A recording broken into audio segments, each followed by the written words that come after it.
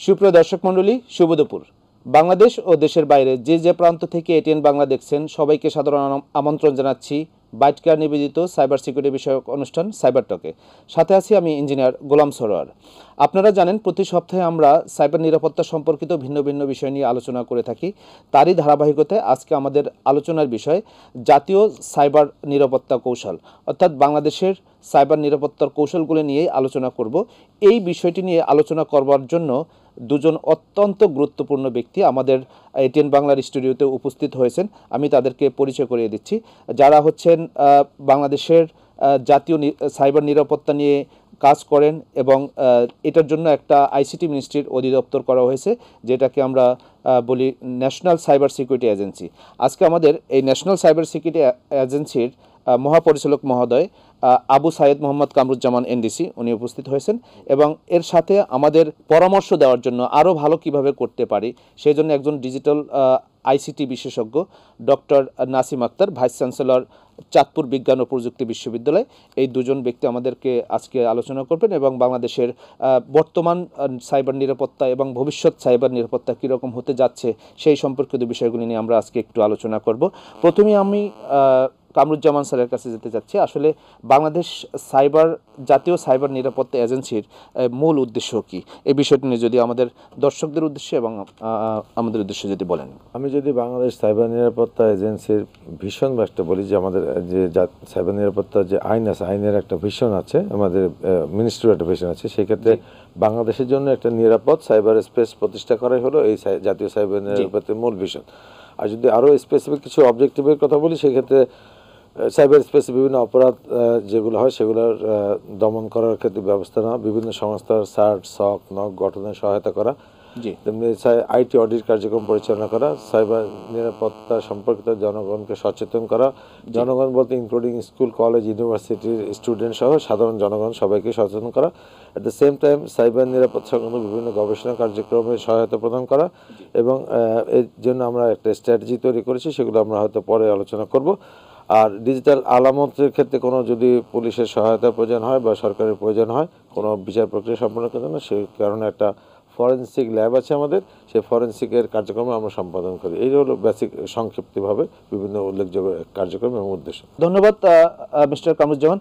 আসলে আমরা ডক্টর নাসিম আক্তারের কাছে জানতে চাচ্ছিলাম যে আসলে এই যে ন্যাশনাল সাইবার সিকিউরিটি এজেন্সি, এটা সরকারি সংস্থা এবং এই সরকারি সংস্থা অন্য সরকারি সংস্থার সাথে এবং স্টেক হোল্ডারদের সাথে কিভাবে কাজ করে বলে আপনি মনে করেন? নিঃসন্দেহে ন্যাশনাল সাইবার সিকিউরিটি এজেন্সি এটা খুবই গুরুত্বপূর্ণ একটা অর্গান সরকারের। কারণ আপনারা যদি দেখেন এখন বাংলাদেশের জনসংখ্যার কারণে এখানে কিন্তু সাইবার ইউজার অর্থাৎ ইন্টারনেট ইউজার অনেক বেশি, মোবাইল ইউজার অনেক বেশি। আমরা যদি দেখি তাহলে দেখব যে আমাদের ইন্টারনেট ইউজ করে প্রায় 13 কোটি মানুষ। আবার মোবাইল ইউজ করে প্রায় 18 কোটি সিম, অর্থাৎ 180 মিলিয়ন। তো এই হিউজ একটা কলোসাল অ্যামাউন্ট আর কি, এত বড় একটা সংখ্যার ইউজারদের জন্যে একটা সিকিউরিটি মেনটেন করা, একটা রেগুলেশন, একটা রুলসের মধ্যে তাদেরকে চালানো। ডাটা মানেই কিন্তু এখন হচ্ছে অর্থ, ডাটা মানে হচ্ছে ইকোনমি, ডাটা মানে অ্যাসেট। এক্স্যাক্টলি। তো এই ডাটাগুলো যদি আপনি সিকিউর না রাখতে পারেন, এই ডাটাগুলো সিকিউর করার জন্য ব্যবস্থা না নিতে পারেন, এই ডাটাগুলোকে যদি আপনি লংজিভিটি না দিতে পারেন, সাস্টেইনেবিলিটি না দিতে পারেন, তাহলে কিন্তু 2041-এর যে স্মার্ট বাংলাদেশের ভিশন, ওই ভিশনে আমরা পৌঁছাতে পারবো না। কারণ আপনার কাছে কাজের যেই তথ্যগুলো, সেই তথ্যগুলো যদি ইনসিকিউর থাকে তাহলে নিঃসন্দেহে আমাদের 2041 সালের ভিশনে পৌঁছানো সম্ভব না। এই জন্যে আমি বলবো যে আমাদের ন্যাশনাল সাইবার সিকিউরিটি এজেন্সি সময় উপযোগী একটা পদক্ষেপ। এবং এই ন্যাশনাল সাইবার সিকিউরিটি এজেন্সির মাধ্যমেই সমস্ত ইউজার এবং সমস্ত বাংলাদেশের যে গভর্নমেন্ট নন গভর্নমেন্ট অর্গানাইজেশন আছে, এদেরকে সিকিউর রাখা এবং এদেরকে একটা রুলস এবং রেগুলেশনের মধ্যে দিয়ে পরিচালনা করার একটা স্বর্ণযুগ শুরু হয়েছে বলে আমি মনে করি। জি, ধন্যবাদ ডক্টর নাসিম আক্তার। আসলে এরপরে আমরা যদি বলি যে সরকারি সংস্থার মধ্যে যেমন আছে আমাদের এনার্জি রেগুলেটরি, তারপরে হেলথ এবং সরকারের আরও অনেক গুরুত্বপূর্ণ অবকাঠামো আছে। এই ক্ষেত্রে এই সব অর্গানাইজেশনগুলো, সরকারি অর্গানাইজেশনগুলোকে এবং বেসরকারি গুরুত্বপূর্ণ অর্গানাইজেশনগুলোকে রক্ষা করার জন্য এবং এদের তথ্য রক্ষা করার জন্য জাতীয় সাইবার নিরাপত্তা এজেন্সি কিভাবে কাজ করছে? যে আমাদের এই সাইবার স্পেসকে নিরাপদ রাখার জন্য আসলে তো প্রত্যেকটা সংস্থা, সরকারি হোক বেসরকারি হোক, যার যার নিরাপত্তা এজেন্সি দায়িত্ব পালন করা তার নিজস্ব মূল দায়িত্ব। বাট ইন অ্যাডিশন সরকার যেটা করছে, স্যার যেটা বলছিলেন যে আমব্রেলা হিসেবে যে সরকার যে কাজগুলো করে থাকে, যেমন আমাদের সরকার কর্তৃক আমাদের সাইবার নিরাপত্তা আইন 2023-এর যে ধারা 15 অনুযায়ী সরকার এই যাবৎকালে 35টা প্রতিষ্ঠান, 3টা ধাপে মোট 35টা প্রতিষ্ঠানকে ক্রিটিক্যাল ইনফরমেশন ইনফ্রাস্ট্রাকচার হিসেবে ঘোষণা করেছে। এই ক্রিটিক্যাল ইনফরমেশন ইনফ্রাস্ট্রাকচার ঘোষণা করা হয় সেই সকল প্রতিষ্ঠানকে, যে সকল প্রতিষ্ঠান সাধারণত ভার্চুয়াল বা বাহ্যিক তথ্য পরিকাঠামো, যেগুলোর কোনো তথ্য ব্রিজ বা ক্ষতিসাধন হলে জননিরাপত্তা, অর্থনৈতিক নিরাপত্তা, জনস্বাস্থ্য এবং সর্বোপরি রাষ্ট্রীয় সার্বভৌমত্ব অখণ্ডতার প্রতি আঘাত হানতে পারে এইরকম প্রতিষ্ঠান যারা যেগুলো কাজ করে, এরকম 35টা প্রতিষ্ঠানকে এ যাবৎ সরকার ক্রিটিক্যাল ইনফরমেশন ইনফ্রাস্ট্রাকচার হিসেবে ঘোষণা করেছে। এবং এই নট অনলি এই 35টার মধ্যে সরকার বা আমরা কাজ করছি তা না, আমাদের বাইরেও এই সরকারের দেশের জনগণের বা যে কোনো বেসরকারি প্রতিষ্ঠান হোক সরকারি প্রতিষ্ঠান হোক, এগুলোর মূল কাজ হলো তাদের নিজস্ব নিরাপত্তার সাথে সাথে সরকারি আমাদের যদি কোনো অ্যাসিস্ট্যান্সের প্রয়োজন হয়, we are ready to provide, এবং সবসময় আমরা করে থাকি এবং এইটা আমাদের ম্যান্ডেটের মধ্যেও একটা আছে। এর বাইরেও আমরা বিভিন্ন সোশ্যাল মিডিয়াতেও যে ধরনের সরকার বিরোধী বা অন্য কোনো অপপ্রচার, গুজব, এগুলোও কিন্তু আমাদের আইনের ধারাবাহিকতা আমরা বিটিআরসির মাধ্যমে কেউ যদি আমাদের কাছে মানে কোনো কমপ্লেন করে অথবা আমাদের নজরে যদি আসে সুমোটোভাবে, তাহলে কিন্তু আমরা এই বিটিএসসির মাধ্যমে এগুলোকে সাময়িক বা পার্মানেন্টলি ব্লক করা বা অপারেশন করার ক্ষেত্রে বিটিএসসির মাধ্যমে কাজগুলো আমরা করে থাকি। জি, এবং স্যার আরেকটা বিষয় বলছিলেন যে ডেটার security, data is equivalent to currency. জি হ্যাঁ, আসলে আমাদের মানুষের জনসচেতনতা ওই পর্যায়ে এখনো যায়নি যে আমরা ডেটাকে কারেন্সি হিসেবে মনে করছি। আপনি কোনো কিছুতে সিগনেচার করতে গেলে শুধু যদি স্ট্যাম্প না হয় তাহলে আমরা চোখ বন্ধ করে সাইন করে দিই, কিন্তু শুধু স্ট্যাম্প হলে একটু দেখি যে জমি জমা নিয়ে গেল কিনা, বাট বিষয়টা তা না, data is equivalent to currency. সেই জন্যই আমি এই কথাটা প্রায় বলে থাকি যে আসলে যতক্ষণ আপনি কোনো জিনিসকে সম্পদ বা অ্যাসেট মনে না করবেন ততক্ষণ ওটা নিরাপত্তা নিয়ে ভাববেন না। এই কারণেই আমরা আসলে নিরাপত্তা এতটা অ্যাওয়ারনেসটা হলো আমাদের বড় সমস্যা টিল না, বাট স্টিল আমাদেরকে যেহেতু আমরা আমাদের ডিজিটাল অ্যাসেট বৃদ্ধি পাচ্ছে দিন দিনে, আমরা ডিজিটাল বাংলাদেশ থেকে স্মার্ট বাংলাদেশের ট্রান্সফরমেশনের দিকে যাচ্ছি, বাট আমাদেরকে আস্তে আস্তে হলেও এই সাইবার সিকিউরিটি রিলেটেড যে সাধারণ সচেতনতা এটা বাড়াতে হবে। অ্যাট দ্য সেম টাইম আমাদের both public and private sector, not শুধু গভর্নমেন্ট করলে হবে না, প্রাইভেট সেক্টরও করতে হবে। এবং কৃষকদের জানানোর জন্য আরেকটা তথ্য দিচ্ছি, সেটা হলো যে সরকার কিন্তু এই মানুষের ডেটা প্রোটেকশনের জন্য ইতিমধ্যে একটা আইন প্রণয়নের উদ্যোগ হাতে নিয়েছে, যেটার নাম হলো পার্সোনাল ডেটা প্রোটেকশন অ্যাক্ট। সেটা আমরা 2023 সালে গত একাদশ জাতীয় সংসদে আমরা উপস্থাপন করতে পারিনি, বাট এটা যে ধারাবাহিক প্রক্রিয়ায় আমরা অনেক দূর এগিয়েছিলাম। আমরা এই দ্বাদশ জাতীয় সংসদের পরে আমরা এটা কার্যক্রম আবার শুরু করেছি। এটা হয়তো খুব সম্ভব কিছুদিন পরে আমরা মহান জাতীয় সংসদে এটা অনুমোদনের জন্য উপস্থাপন করতে সক্ষম হব যদি বিভিন্ন প্রক্রিয়া শেষ করতে পারি। ডক্টর নাসিম আক্তারের কাছে জানতে চাচ্ছিলাম আসলে এই যে র্যানসমওয়্যার এবং সোশ্যাল ইঞ্জিনিয়ারিং স্ক্যামের মতো সাইবার ক্রাইম যেগুলো হচ্ছে সেগুলো আমরা কিভাবে মোকাবেলা করতে পারি এবং এই ক্ষেত্রে আমাদের এই ন্যাশনাল সাইবার সিকিউরিটি এজেন্সি কিভাবে সহযোগিতা করতে পারেন বলে মনে করেন? র্যানসমওয়্যারটা কি করে খেয়াল করেন। র্যানসমওয়্যারটা কি করে, র্যানসমওয়্যারটা হচ্ছে আপনার কম্পিউটারে যদি র্যানসমওয়্যার এফেক্টেড হয়, আপনার ডাটাগুলো, আপনার ফাইলগুলো এনক্রিপ্টেড হয়ে যায়। জি, ডেটাগুলো আর আপনি রিড করতে পারেন না, রিট্রাইভ করতে পারেন না। তো এই অবস্থায় কেন হলো? নিঃসন্দেহে এর জন্য কোনো ম্যালওয়্যার কিংবা ম্যাল প্রোগ্রামিং এখানে ইনজেক্ট করা হয়েছে। তো এই ম্যাল প্রোগ্রামিংটা যাতে আপনার কম্পিউটারে ইনজেক্ট না হয় সেই জন্য যেই বিষয়গুলো জানা উচিত, এক হচ্ছে আপনার যে ইমেল আছে, ইমেইলে কখনোই আপনি যেই অ্যাটাচ ফাইলগুলো, এই ফাইলগুলো ডাউনলোড করার সময় সব সময় খেয়াল রাখবেন যে আপনার .doc.exe অথবা .avi.exe অথবা আর কি mp4.exe এইরকম ফাইলগুলো আপনি ওটাই এক্সিকিউট হয়ে গেলে ইনস্টল হয়ে গেল। এক্স্যাক্টলি। ওপেন করবেন না। তারপরে সেই লিঙ্কগুলোই আপনি ওপেন করবেন যেই লিঙ্কগুলো আপনার পরিচিত, যাদেরকে আপনি চেনেন তাদের মেইল আপনি ওপেন করেন, যাদেরকে চেনেন না তাদের কেন mail আপনি তাদের দরকার নাই, আসলে ওখানে কোনো গুরুত্বপূর্ণ তথ্য থাকবেও না। এক্স্যাক্টলি।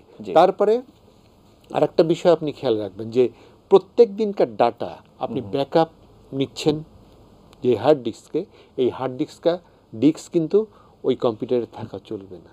জি, ব্যাকআপ হ্যাঁ, ফাইলটা আপনি সেপারেট করে জি, ফেলবেন, জি, অর্থাৎ জি। ওর সঙ্গে কানেক্টেড থাকা চলবে না। কানেক্টেড থাকলে কিন্তু আপনার একই অবস্থা হয়ে গেল, ওটাও গেল এটাও গেল, দুটাই গেল। জি। তারপর সোশ্যাল ইঞ্জিনিয়ারিং গুলোতে, সোশ্যাল ইঞ্জিনিয়ারিংটা আসলে কি? সোশ্যাল ইঞ্জিনিয়ারিং আসলে ইমোশনাল ব্ল্যাকমেইল, মাইন্ড কন্ট্রোল। হ্যাঁ, আর কিচ্ছু না, কিন্তু ইমোশনাল ব্ল্যাকমেইল। Right. তো এই ইমোশনাল ব্ল্যাকমেইল, এই বিষয়গুলো যদি আপনি আগেই বিভিন্ন সেমিনার, সিম্পোজিয়াম, ওয়ার্কশপের মাধ্যমে মানুষকে অ্যাওয়্যার করেন, সমাজের সোসাইটিকে অ্যাওয়্যার করেন, তো নিঃসন্দেহে এরকম সমস্যার সম্মুখীন হলেই মানুষটা আগে সচেতন হয়ে যাবে। আসলে এই ক্ষেত্রে জাতীয় সাইবার নিরাপত্তা এজেন্সির অ্যাওয়ারনেসটাই হচ্ছে মেইন কাজ। ধন্যবাদ স্যার আপনাকে। সুপ্রিয় দর্শক মণ্ডলী, আপনারা উপভোগ করছেন বাইট কেয়ার নিবেদিত সাইবার সিকিউরিটি বিষয়ক টক শো সাইবার টক। আমরা নিয়ে নিচ্ছি ছোট্ট একটি বিরতি। বিরতির পরে আবারও আলোচনায় ফিরে আসবো। সে পর্যন্ত আশা করি সঙ্গেই থাকবেন।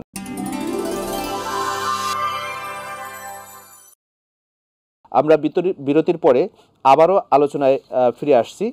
সেই ক্ষেত্রে আমরা কামরুজ্জামান স্যারের কাছে যেতে যাচ্ছিলাম যে আসলে বাংলাদেশ সাইবার নিরাপত্তা সহনশীলতা বৃদ্ধি করার জন্য, অর্থাৎ জনসচেতন করার জন্য এই সাইবার নিরাপত্তা এজেন্সি কি ভূমিকা পালন করছে?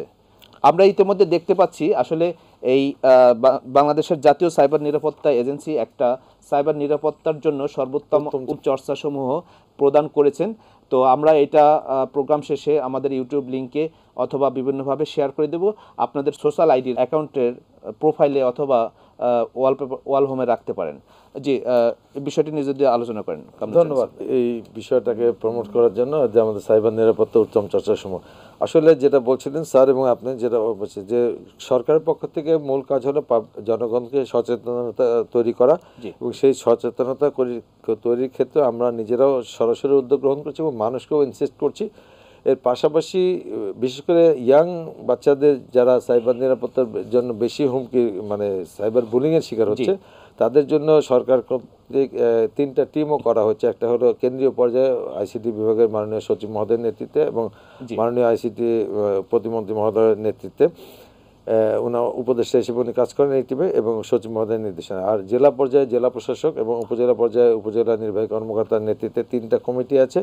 এই কমিটিতে কিন্তু সমাজের সকল শ্রেণীর প্রতিনিধি, শিক্ষক, ছাত্র, পুলিশ, সাংবাদিক, জনপ্রতিনিধি, ইনক্লুডিং স্টুডেন্ট, টিচার, সবাইকে মিলিয়ে এই কমিটিগুলো জেলা পর্যায়ে এবং উপজেলা পর্যায়ে করা হয়েছে এবং কেন্দ্রীয় পর্যায়ে, এবং প্রত্যেককে ফুল অটোনমি দেওয়া আছে যদি তারা মনে করে আরও সংশ্লিষ্ট কাউকে এই কমিটিতে সংযুক্ত করে ওই সংশ্লিষ্ট এলাকার বা জেলা বা উপজেলার বা আমরা সেন্ট্রাল পর্যায়ে যারা কাজ করছি, এটা যদি কমিটিগুলোকে অ্যাক্টিভ করা যায় তাহলে আসলে সাইবার বুলিংয়ের বিষয়গুলো অনেকটা প্রতিরোধ করা সম্ভব। এবং সরকার নতুনভাবে গত অর্থ বছরে যে 28শে অক্টোবর এই চলতি অর্থ বছরে মাননীয় প্রধানমন্ত্রী শেখ রাসেল দিবস অনুষ্ঠানে আমাদের সাইবার বুলিং প্রতিরোধের জন্য নতুন একটা হটলাইন নাম্বার চালু করেছেন, যেটা নাম্বার হলো 13219। That means 13-290। টিনেজার বলতে আমরা যাদেরকে বুঝি মূলত সেই সকল কিশোরীরাই বেশি সাইবার বুলিংয়ের শিকার হচ্ছে বিধায় নাম্বারটাকে ওই টিনেজারদের নাম্বারটাকে মনে রাখার জন্য সুবিধার্থে করা হয়েছে 13-290। এই যে লিফলেটটা আপনারা দেখাচ্ছিলেন, এই লিফলেটের মধ্যেও কিন্তু এই কল সেন্টারের নাম্বারটা দেওয়া আছে। সুতরাং এই নাম্বারটা প্রমোট করে, এটা টোল ফ্রি নাম্বার। এছাড়াও সরকারের সাইবার বুলিং সংক্রান্ত যে কোনো তথ্য বা প্রতিরোধের ক্ষেত্রে কি ধরনের ব্যবস্থা নেবে, 999 তো পুলিশের নাম্বার আছেই।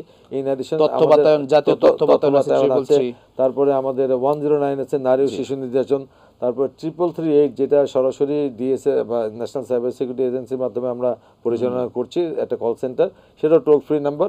104 একটা নাম্বার আছে যেটার মাধ্যমে আপনারা বিভিন্ন, এটা অবশ্য পয়সা কাটে 104-এ, বাকি যে নাম্বারগুলো সবগুলোই টোল ফ্রি। এই কল সেন্টারগুলোর মাধ্যমে আপনারা কিন্তু যে কোনো সাইবার নিরাপত্তা সংক্রান্ত তথ্য বা কেউ যদি হ্যারাসমেন্টের শিকার হন, বুলিংয়ের শিকার হন বা কোনো রকম বিপর্যয়, আমাদের যদি কেউ অনলাইনে ভিকটিম হয়ে থাকেন তাহলে সরাসরি 333-তে কল করবেন। 333-তে কল করার পরে 8 প্রেস করবেন এবং 8 প্রেস করে আপনার সমস্যাটি জানান। আশা করি জাতীয় সাইবার নিরাপত্তা এজেন্সি আপনার পাশে থাকবে থাকবে ইনশাল্লাহ। সবার দর্শকদের উদ্দেশ্যে বলছি যে 2020-এর আন্তর্জাতিক শিশু শান্তি পুরস্কার প্রাপ্ত বাংলাদেশে একজন তরুণ মিস্টার সাদাত রহমান, জি। ওর মাধ্যমেই এই সাইবার টিমস প্রতিষ্ঠিত হয় এবং ওই বিশ্ব শিশু শান্তি পুরস্কার পাওয়ার পরে এই সাইবার টিমসটা প্রতিষ্ঠা করে এবং এখান থেকে বর্তমানে আমাদের আইসিটি বিভাগের থেকে আমরা যশোরে আমরা যে Sheikh Hasina software technology park আছে সেখানে তাকে একটা স্পেস দেওয়া হয়েছে, আমাদের আইসিটি টাওয়ারও তাকে একটা স্পেস দেওয়া হয়েছে যাতে তার এই সাইবার বুলিং সংক্রান্ত কার্যক্রমকে সরকারি যত ধরনের সহায়তা আছে এবং আমরা করে এই সামাজিক আন্দোলনকে আমরা একটা ভালো রূপ দিতে পারি মানুষের সাইবার সেফটির বিষয় নিশ্চিত করার জন্য। ধন্যবাদ কামরুজ্জামান স্যার। এই ক্ষেত্রে যদি আমরা বলি স্যার, এই যে সাইবার নিরাপত্তা বিশেষজ্ঞ বাংলাদেশে যদি তৈরি করতে হয় সেক্ষেত্রে বিভিন্ন ইউনিভার্সিটি এবং সরকার এবং সবাই মিলে কিভাবে একটু কাজ করতে পারে? আমি আগেই বলেছি যে আগে হচ্ছে দক্ষ জনশক্তিটা তৈরি করতে হবে। দক্ষ জনশক্তি যখন তৈরি হবে, এই দক্ষ জনশক্তি আপনার কাজের এক্সপিরিয়েন্সের থেকে ধীরে ধীরে তারা জি বিশেষজ্ঞ হবে। জি, বিশেষজ্ঞ হবে। তো এই বিশেষজ্ঞ হওয়ার জন্যে আপনারা এই তথ্যটা জানেন কি না আমি জানি না, যে পৃথিবীতে প্রথম 10টা দেশ, যেই দেশ হচ্ছে পৃথিবীতে প্রোগ্রামিং হচ্ছে best of the best, best programmer হিসেবে চায়না আছে, রাশিয়া আছে সেকেন্ড, তারপরে আছে Poland, Switzerland, Hungary, Japan, Taiwan, France, চেক রিপাবলিক আর ইতালি। এই নামগুলো আমি বললাম। এই নামগুলো বলার সঙ্গে সঙ্গে এখানে কিন্তু আমি একটা আপনাদেরকে দেব আর কি, ম্যাথমেটিক্যাল রিলেশনশিপ, যে এই দেশগুলো প্রোগ্রামিংয়ে ভালো, এরা হ্যাকিংয়ে ভালো, প্রোগ্রামিংয়ে ভালো মানে হ্যাকিংয়ে ভালো। তো এদের একটা রিলেশনশিপ আমি তৈরি করছি। প্রত্যেকটা দেশ কিন্তু ম্যাথমেটিক্সে ভালো। আপনি ম্যাথমেটিক্সের যদি র্যাঙ্কিং দেখেন, দেখবেন চায়নার ম্যাথমেটিক্সের র্যাঙ্কিং হচ্ছে 1 নাম্বার 1, রাশিয়ার 30, পোল্যান্ডের 10, সুইজারল্যান্ডের 11, হাঙ্গেরির 34, জাপান 6, তাইওয়ান 5, ফ্রান্স 25, চেক রিপাবলিক 29 এবং ইটালি 31। তো এটা আমি বলছি এই জন্যে যে আপনি দক্ষ জনশক্তি পেতে চান, তাহলে আমাদের প্রাথমিক, মাধ্যমিক এবং উচ্চ মাধ্যমিকে ম্যাথমেটিক্সের লেভেলটা স্ট্রং করতে হবে। ম্যাথমেটিক্সের লেভেলটা স্ট্রং করতে হবে, কারণ প্রোগ্রামিং মানেই ম্যাথমেটিক্স। প্রোগ্রামিং মানে হচ্ছে ম্যাথমেটিক্যাল ইমপ্লিমেন্ট মডেলিং, এবং সেই মডেলিংটাকে একটা ল্যাঙ্গুয়েজের মাধ্যমে ইমপ্লিমেন্টেশন, আর কিচ্ছু না। আমাদের সম্ভাবনাময় দেশ, এই জন্য আমি সম্ভাবনাময় দেশ বলবো যে আমাদের কাজ দরকার, প্রত্যেকেই কাজ করতে চায়। তো এদের কাজ করার জন্য যে দিক নির্দেশনা, সেই দিক নির্দেশনার সঙ্গে ম্যাথমেটিক্সটাকে আমরা যদি ভিশন 2041-এ যেতে চাই, তাহলে নিঃসন্দেহে আমাদের এই যে ম্যাথমেটিক্সের উপরে এখন থেকেই জোর দেওয়া শুরু করতে হবে। কারণ ম্যাথমেটিক্সে জোর দিলেই কেবল আমরা ওই যে আমি 20,000 প্রোগ্রামের মধ্যে 4,000 ভালো, তখন দেখা যাবে 20,000-এর মধ্যে 18,000-ই ভালো।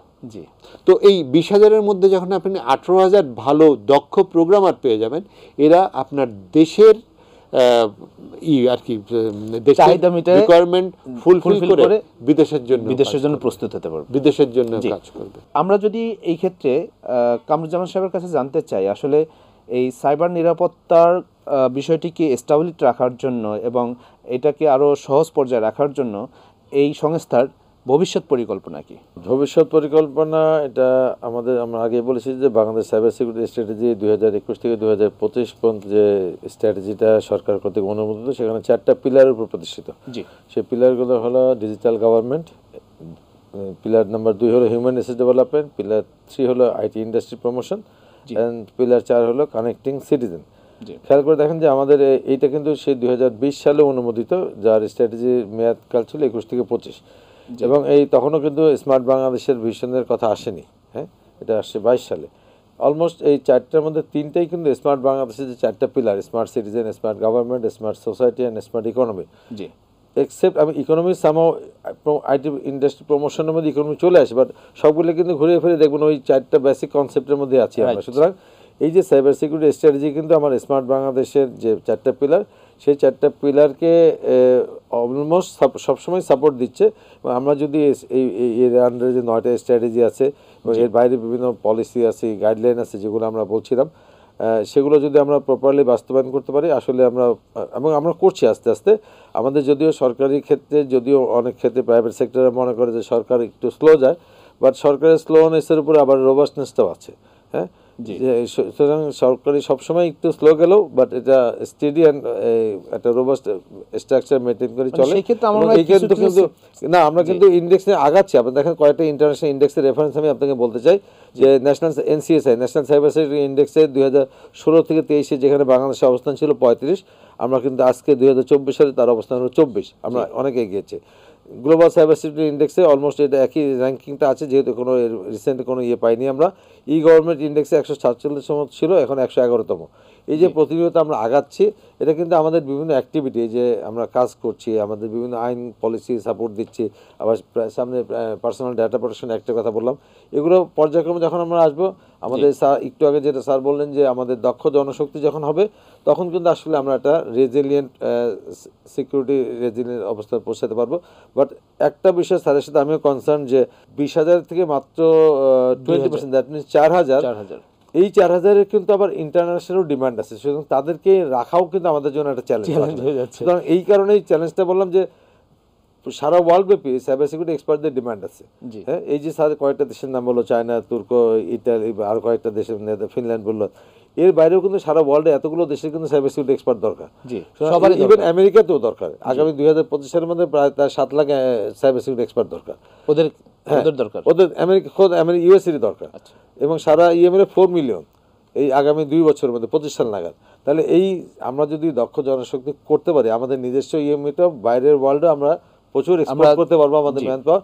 এই আলোকেই আমাদের একটাই মাত্র, স্যার যেহেতু একাডেমিশিয়ান আছেন, আমাদের ইন্ডাস্ট্রি একাডেমি কোলাবোরেশনটা বাড়াতে হবে। যেই 20% মাত্র মার্কেটে কনজিউমেবল, ওয়াই নট আদার 80%? এই 80%কে কিভাবে কনজিউম করা যায়, ইন্ডাস্ট্রির ডিমান্ড কি, আমার কারিকুলাম যদি চেঞ্জের প্রয়োজন আসে, সেই এডুকেশনের কারিকুলামও পর্যন্ত স্যার চেঞ্জ করে যত দ্রুত সম্ভব মার্কেট ওরিয়েন্টেড যদি করতে পারি, তাহলে কিন্তু আমরা, স্যার নিজের মুখে যেটা বলছিলেন যে 20% থেকে 80% যদি আমরা কনজিউমেবল রাখতে পারি, সেই ক্ষেত্রে আমার 20% 30% দেশে বাইরে যাক, সেটা দেশের ইনকামের জন্য আমাদের থাকবে ইনশাল্লাহ। তাইলে আমরা ইনশাল্লাহ একটা ভালো পজিশনে যেতে পারবো। ধন্যবাদ আপনাকে। ডক্টর নাসিম আক্তার সাহেব, শেষ মুহূর্তে আমাদের দর্শকদের উদ্দেশ্যে যদি আপনি কিছু বলেন। বর্তমান সরকারের যে ডিজিটাল মিশন সেটা আপনাদের সর্বজনবিদিত, যে 2008 সালে থেকে শুরু করে আজকে বাংলাদেশ কোথায়। বাংলাদেশের আজকে ডিজিটাল ডিভাইসের ব্যবহার আমার মনে হয় যে অনেক দেশের থেকে অনেক বেশি। এবং এই ডিজিটাল ডিভাইসের ব্যবহার যে অর্থনীতিতে কেমন নীরব বিপ্লব ঘটাচ্ছে, এটা বোঝা যায় যখন আমরা আউটসোর্সিংয়ের আমাদের অবস্থান দেখি, বৈশ্বিক অবস্থান। তার মানে আমাদের গ্রামে থেকেও মানুষজন কাজ করছে, গ্রামে থেকেও মানুষজন হার্ড কারেন্সি ইনকাম করছে। নিঃসন্দেহে এমন একটা সুযোগকে, এমন একটা এনভায়রনমেন্টকে যদি আপনি সিকিউর রাখতে না পারেন, তো আমাদের 2041 সালের যে ভিশন, সেই ভিশন অর্জন করা সম্ভব না হতে পারে, অর্জন করা দুরূহ হবে। তো সেই দৃষ্টিকোণ থেকে সরকারের সদিচ্ছার অভাব নেই বলেই national cyber security agency open করেছে। এখন এইটাকে ফুললি কার্যকরী করতে যেই পদক্ষেপগুলো নেওয়া দরকার, আমার বিশ্বাস বর্তমান সরকার এই বিষয়ে আন্তরিক, বর্তমান আইসিটি উপদেষ্টা এই বিষয়ে আন্তরিক। তো আমি বিশ্বাস করি যে আমাদের এই সাইবার নলেজের উপর ভিত্তি করেই আমাদের কিন্তু এগিয়ে যেতে হবে। দেখা যাবে যে আপনার কম্পিউটার কিংবা আপনার নিজস্ব প্রতিষ্ঠানের যেই সমস্যাগুলো হচ্ছে কিংবা হওয়ার সম্ভাবনা আছে, সেগুলো আর হবে না। কামরুজ্জামান স্যার, যদি আপনি আমাদের দর্শকদের উদ্দেশ্যে শেষ মুহূর্তে কিছু বলেন। এই 1 মিনিটের মধ্যে একটা বিষয় শুধু বলবো যে আমাদের সাইবার নিরাপত্তা এজেন্সি সংক্রান্ত একটা মুক্ত পাঠে আমাদের www.মুক্তপাঠ ডট এই ওয়েবসাইটে গেলে আমাদের ডিজিটাল নিরাপত্তা এজেন্সি বলেন বা আইসিটি অধিদপ্তর বা আইসিটি মন্ত্রণালয়ের ওয়েবসাইটে গেলে মুক্তপাঠে একটা ডিজিটাল নিরাপত্তা সংক্রান্ত কোর্স আছে, যে কোর্সে এই যাবৎকালে গতকাল রাত 12টা পর্যন্ত 1,10,000 মানুষ এই কোর্সটাকে রেজিস্ট্রেশন করেছে এবং তার মধ্যে 52,132 জন ওই একটা অনলাইন পরীক্ষা হয় ওখানে বিভিন্ন ইয়ের মাধ্যমে, সেখানে 152,000-এর বেশি সার্টিফিকেট অর্জন করেছে এবং যারা এই কোর্সটাকে রেজিস্ট্রেশন করেছেন তাদের রেটিং অনুযায়ী এর আউট অফ 5 রেটিং হলো 4.6। সুতরাং আমি বলবো দেশের যে কোনো সকল বয়সে কম বেশি যারা একটু বাংলা পড়তে পারেন তারাও কিন্তু এই কোর্সটা অনলাইন করতে পারেন, তাদের জন্য করা দরকার, যাতে জনসচেতনতা আস্তে আস্তে বৃদ্ধি পাবে এটা করলে। জি, এটা একটা আবেদন থাকলো সবার প্রতি। জি, ধন্যবাদ আপনাকে।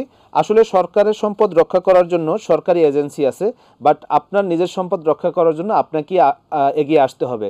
সুতরাং আপনার নিজের সম্পদ রক্ষা করার জন্য আপনি নিজেকে শিখতে হবে, আপনার ডাটা প্রোটেকশনের জন্য আপনাকে জানতে হবে।